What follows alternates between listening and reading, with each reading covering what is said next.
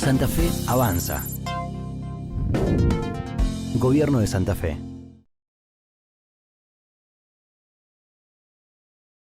Como dijo Martín, agradezco a la gente del Ministerio por la posibilidad de compartir con ustedes esta jornada.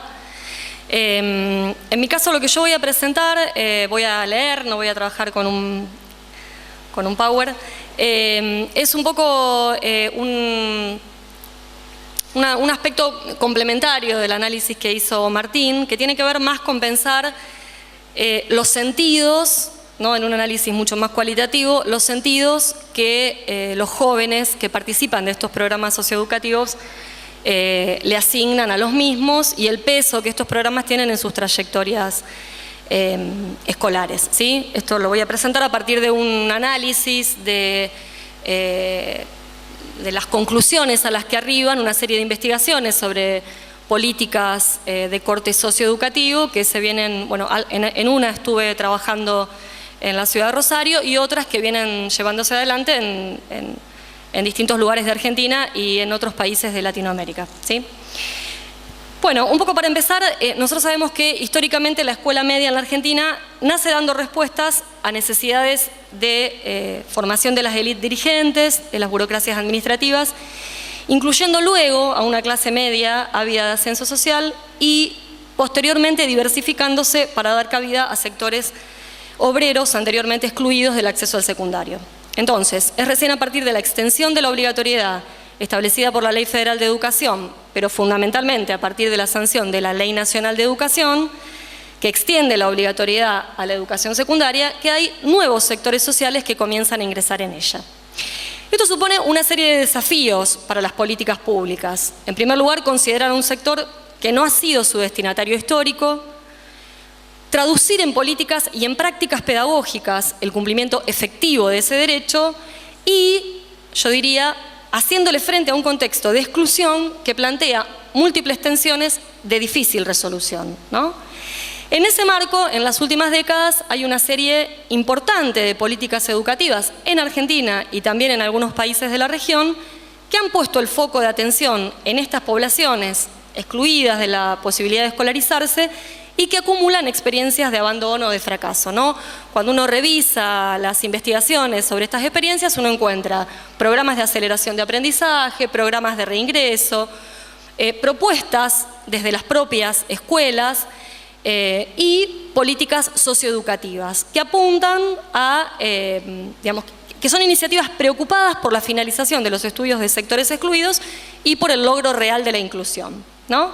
A mí me interesa destacar, por un lado, que el campo de las políticas socioeducativas, algo que se decía en el panel del inicio, ha habilitado en los últimos años una multiplicidad de voces y de actores que vienen ocupándose del campo de la educación. Lo que para mí es es algo interesante de pensar y por lo menos una cosa grata, ¿no? En términos de políticas educativas. Y es un campo que emerge con mucha fuerza en las últimas décadas y que en sus modos de enunciación enfatiza algunos tópicos que nacen como críticas a los modelos más focalizados de las décadas de los 90, ¿no?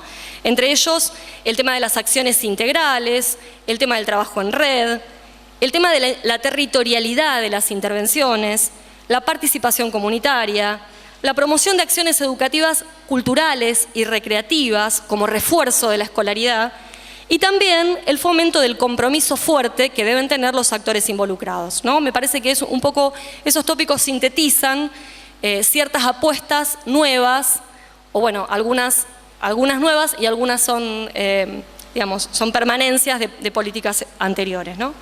Entonces, a mí lo que me interesa acá con ustedes es revisar algunas de las conclusiones a las que arriban investigaciones que se vienen realizando en los últimos años sobre la implementación de estos programas, pero fundamentalmente enfocándome en los sentidos que los jóvenes construyen en sus experiencias de tránsito por los mismos, ¿no? Poniendo el foco en los modos de afectación de sus trayectorias escolares. Para esto yo voy a tratar de pensar algunos aspectos, podríamos trabajar muchos más, pero yo seleccioné algunos ligados a lo que los jóvenes vivencian en el antes del programa, en el paso por el programa y en el después de esos programas, porque me parece que puede resultarnos de utilidad para pensar lo que funciona y también lo que pone en tensión la implementación de estos programas, ¿sí? ¿Qué pasa en el antes del programa? La incorporación de los jóvenes a estos programas socioeducativos implica una decisión política de intervenir en sus trayectorias escolares, ¿sí? Tal como mostró Martín y como muestran los múltiples estudios que vienen realizándose en los últimos años, coinciden los estudios en señalar que las trayectorias de quienes asisten a estos programas son trayectorias desacopladas, fallidas, intermitentes, truncas, ¿no? Múltiples nombres se le ponen a ellas.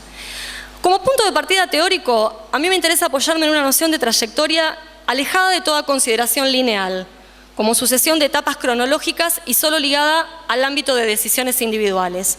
Esto es, las trayectorias educativas y escolares solo asumen sentido cuando se las ponen en relación con el conjunto de la experiencia vital de los sujetos, localmente situada y socialmente producida. Así, el lugar y la significatividad de lo educativo no se mantiene inmutable en la vida de las personas. Los estudios muestran que las diversas experiencias laborales, familiares, migratorias, influyen en la construcción de las valoraciones acerca de la educación y de la escolarización en diferentes momentos del ciclo vital. A mí me parece importante señalar esto porque justamente darse una segunda chance o volver a estudiar no es una decisión que pueda reducirse al ámbito de la voluntad personal. Muy por el contrario, se vincula a factores asociados a las condiciones del contexto político, económico, social y también, y fundamentalmente diría yo, a las características de la oferta educativa. En el caso de la investigación que estuvimos realizando en la ciudad de Rosario sobre un programa socioeducativo que se implementa desde hace bastante tiempo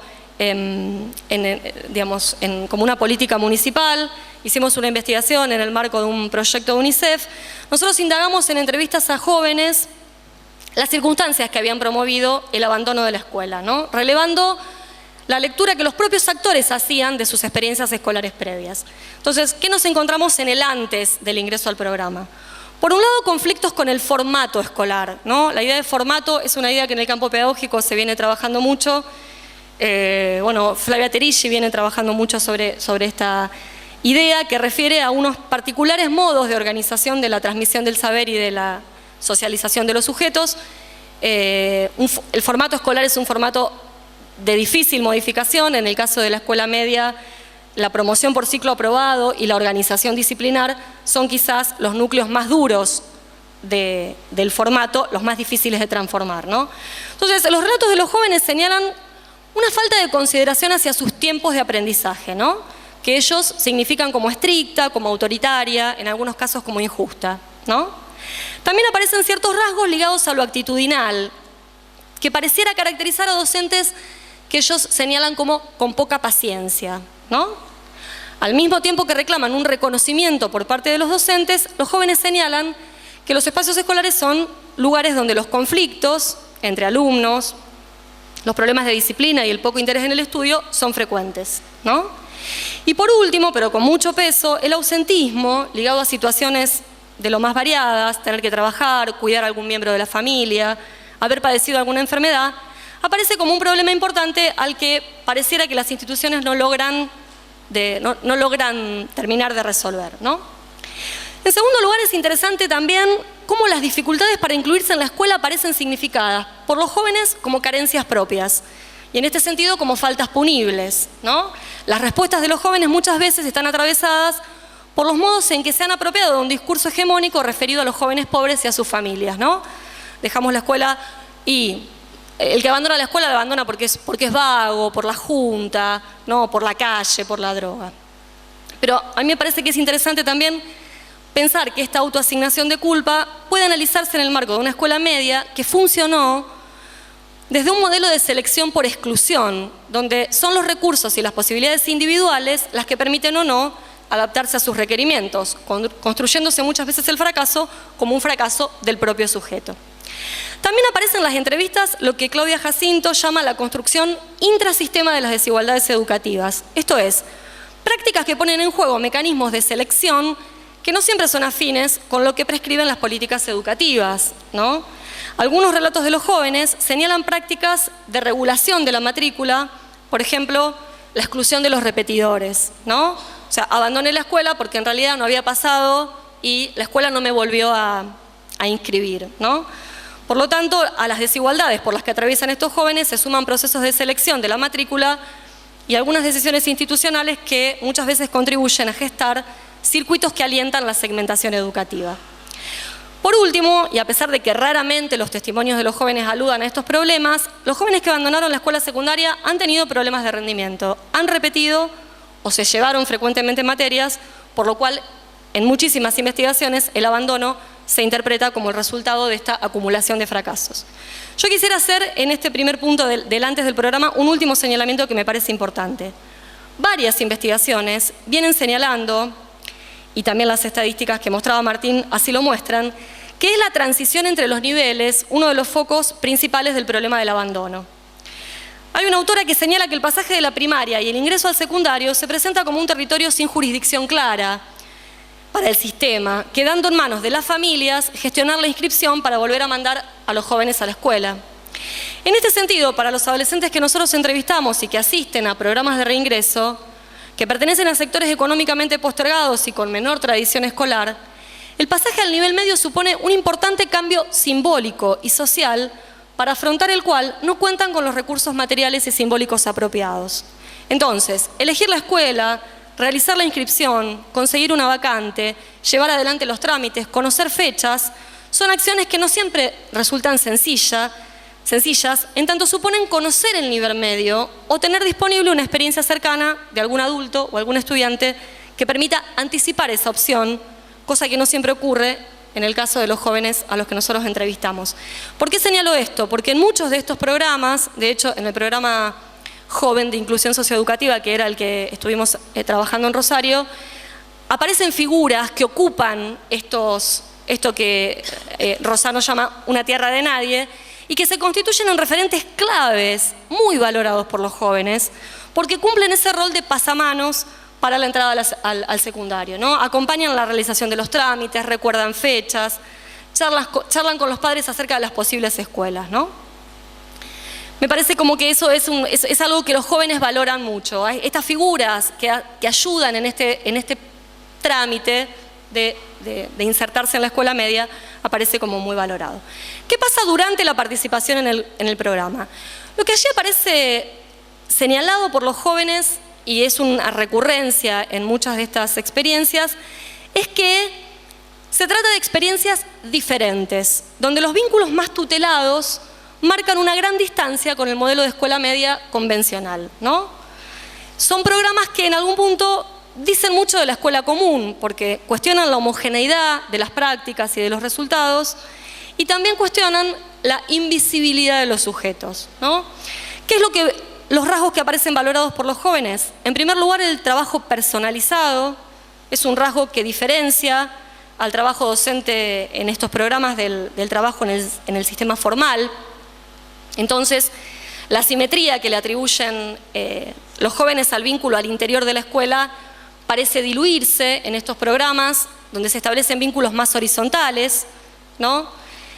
Se entablan vínculos más cara a cara, donde los jóvenes sienten reconocidos sus avances, se sienten acompañados en las dificultades que presentan, ¿no?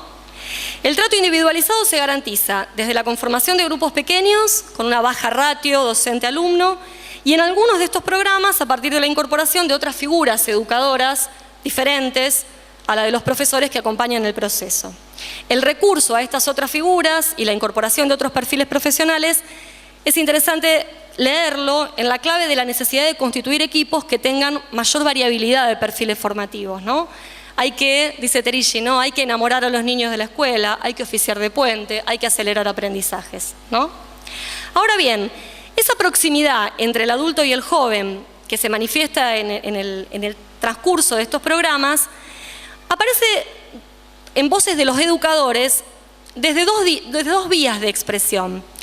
Por un lado, el vínculo permite y tiene como propósito la socialización en cierta idea de oficio de alumno, al decir de Perrenú, ¿no? Que pareciera no venir dado, ¿no? O sea, reiteradamente los educadores reconocen que los jóvenes que llegan deben incorporar rutinas propias de un oficio de estudiante que no tienen incorporadas, ¿no? Respeto por los tiempos, normas, disciplinas. Pero por el otro lado, el acompañamiento que los profesores realizan tiene que ver con las posibilidades y la efectivización de los aprendizajes, ¿no? Y en este sentido muchos jóvenes llegan con baja confianza en sus posibilidades de aprender.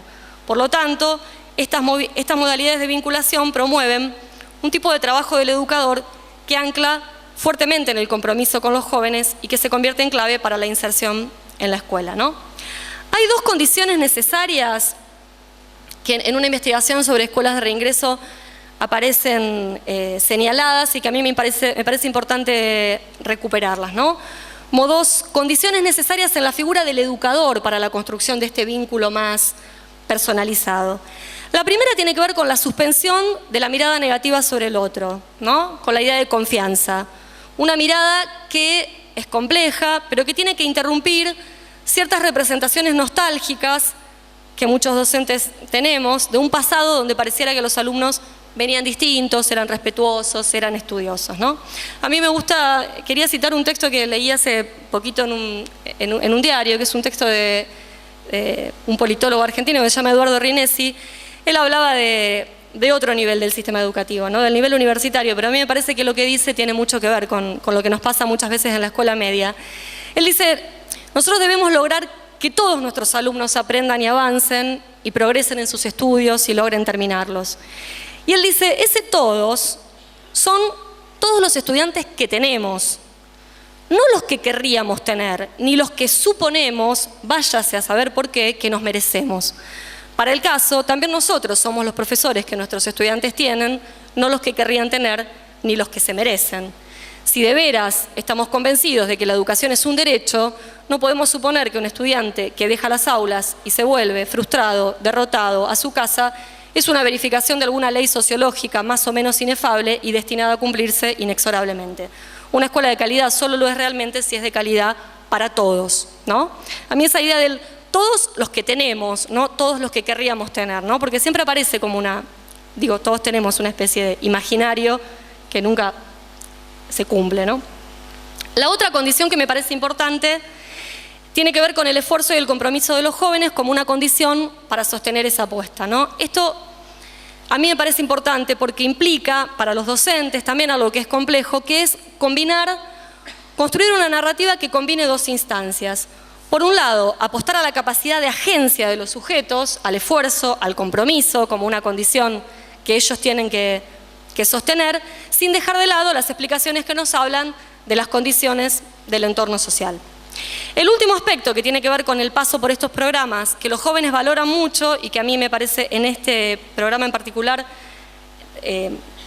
nombrarlo por lo menos, es la importancia de las experiencias de aprendizaje por fuera de la escuela, las experiencias de aprendizaje no formales que fortalecen el vínculo con la escuela, ¿no? En estos programas puente o en estas instancias puentes que se llevan adelante por fuera de las escuelas, pero que se referencian en ellas, los jóvenes valoran muchísimo estos espacios como espacios de sociabilidad, ¿no? Débora Cantor dice algo que a mí me gusta mucho. Ella dice que muchos pibes resisten la vida en gran medida porque estos espacios les son ofrecidos. Y estos espacios existen y resisten la falta de fondos, los cambios de gestiones políticas, la reformulación de los programas, también en gran medida porque los jóvenes los pueblan y los legitiman. Es por eso que pueden ser lugares altamente instituyentes y no meros objetos decorativos, ¿no? Estoy hablando de ciertos espacios no formales, en el caso de la ciudad de Rosario, centros de día, centros de convivencia barrial, donde los jóvenes desarrollan cantidad de talleres, cantidad de actividades que para ellos son sumamente valiosas. En el después del programa, solamente por el tiempo hago referencia a que hay un universo simbólico inmenso que despliegan los jóvenes en relación al mundo escolar y que da muestra del interés que los jóvenes tienen por el mismo. Para los jóvenes la necesidad de terminar el secundario se fundamenta básicamente en la asociación escuela-trabajo, ligándose el sentido del secundario al mercado del trabajo y a la inserción laboral, ¿no? Por último, yo quisiera señalar las tensiones a las que se enfrenta esta modalidad del vínculo docente-alumno que los programas construyen. Algunas cosas sueltas. El compromiso de los actores involucrados es la clave para la inclusión de los jóvenes en la escuela. Por lo tanto, estos programas requieren de la configuración de acuerdos entre múltiples actores que contribuyan a facilitar esta tarea. En segundo lugar, las prácticas personalizadas, al mismo tiempo que son un baluarte de estas políticas, tensionan la necesidad de una política que abarque a un mayor número de jóvenes. En tercer lugar, el componente afectivo ocupa un lugar prioritario y brinda legitimidad a la tarea del educador. Pero esto requiere prestar atención a dos cuestiones. Por un lado, discutir los modos de representación de los jóvenes que anidan en ciertas figuras amorosas que se construyen muchas veces, figuras ligadas a la idea de compensar o a la idea de suplir. Y por otro lado, el trabajo uno a uno configura una estructura donde muchas veces la responsabilidad sobre la inclusión del joven es depositada en la figura del educador o de los agentes que trabajan en los territorios, y esto muchas veces es como que compromete a los actores humanamente, y esto complejiza el trabajo, ¿no? Por último, las instancias de capacitación aparecen significadas para los educadores como una vacancia, ¿no?, para el trabajo en los territorios. Hay unos saberes que parecen construir en sus prácticas cotidianas y otros que echan en falta. En muchos casos aparece el reclamo de complementar el equipo con otros profesionales, psicólogos generalmente, a los que se suponen mejores condiciones para afrontar las problemáticas de los jóvenes. Pero sobre todo, muchos educadores reconocen que el compartir con otros es una estrategia importante para superar el plano meramente individual de la tarea. Desde la perspectiva de los educadores, esta modalidad de trabajo, formando parte de un grupo, pareciera ofrecer un sostén colectivo a la propia tarea. En palabras de Antelo y Aliaud, refiriéndose al trabajo docente, ellos dicen que la posibilidad de sentirse perteneciendo a un grupo muchas veces atenúa las representaciones heroicas, aumenta el oficio y protege del desgaste, ¿no? Yo había pensado, para cerrar, había tomado una cita de un psicoanalista argentino que dice dos o tres cosas que a mí por lo menos para dejar resonando algunas ideas. Él dice, se llama Rubén Efrón, y dice: el recorrido del viaje adolescente se organiza desde la imprevisibilidad, pero no desde la imprevisibilidad absoluta. Este recorrido va configurando los modos en que se construye su espacio subjetivo, para lo que son necesarios algunos mojones, algunas guías que permitan trazar el recorrido de cada uno. Esos mojones pueden ser monumentos infranqueables y enceguecedores o luces claras que orientan. Puede ser la rigidez, el autoritarismo y la represión que bloquean y hasta cierran los espacios, o la voz firme, segura, pero al mismo tiempo autorizadora, que ayuda a trazar el camino. Esos mojones, esas guías, esas voces, las pueden encarnar adultos conscientes y responsables. Me parece que las propuestas valiosas, los referentes significativos y los contextos respetuosos de las necesidades de los jóvenes representan oportunidades privilegiadas para la inscripción y el reconocimiento. Por último, hay múltiples trabajos de Graciela Frigerio que plantean algo que para mí es útil. Ella dice que pensar la obligatoriedad escolar, que hay que pensar la obligatoriedad escolar más allá de la obligación de asistencia, ¿no? Ella dice, la obligación de asistencia es importante. Sin embargo, cuando pensamos la obligatoriedad escolar tenemos que entender también a la escuela como un espacio de obligación, dice ella, ¿no? Si educar es volver a acción un imperativo de reparto, se trata de consignar qué reparto no es cualquier distribución ni distribución de cualquier cosa. Reparto no puede ser ni asistencialismo, ni caridad, ni demagogia. Reparto es justicia, reparto es distribución de conocimiento y de reconocimiento. Y muchos de estos jóvenes tenemos alguna deuda pendiente en relación al reparto de conocimiento y de reconocimiento hacia muchos de estos jóvenes. Santa Fe avanza. Gobierno de Santa Fe.